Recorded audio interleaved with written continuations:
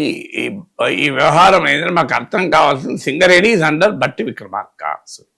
So Singareni గనులు వ్యవహారాలంతా బట్టితో linked అది. ఎందుకంటే మీకు ఈ వ్యవహారములో రకరకాల ప్లేయర్స్ రకరకాల ఫోర్సెస్ ఎంటర్ అయ్యాయి. మీడియా మధ్య ఘర్షణ మొదలు ఎన్టీవీ వర్సెస్ ఏబిఎన్.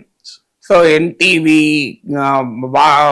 కోమటిరెడ్డి వెంకరెడ్డికి వ్యతిరేకంగా కథనం రాయడం, ABN Radhakrishna NTV chairman target చేస్తూ బట్టి విక్రమార్కను ప్రధాన టార్గెట్గా ఆయన రాయడము.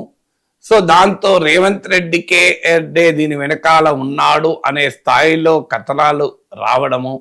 సో మొదలు మీడియా లెవెల్లో అంటే పాలిటిక్స్లో భిన్న సెక్షన్స్కు లాయల్గా ఉన్న, భిన్న సెక్షన్లకు సన్నిహితంగా ఉన్న మీడియా సంస్థల వార్ చూశాం.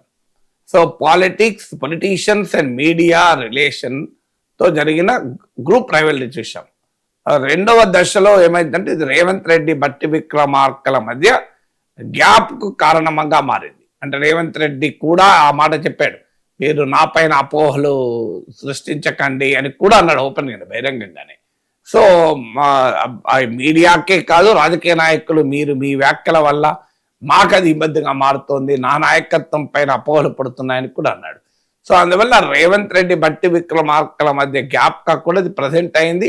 దాన్ని నమస్తే తెలంగాణ బీఆర్ఎస్ పత్రిక కనుక సహజంగానే దాన్ని హైలైట్ చేస్తూ రేవంత్ బావమరిది గుట్టు లాగుతున్నాడు బట్టి అని.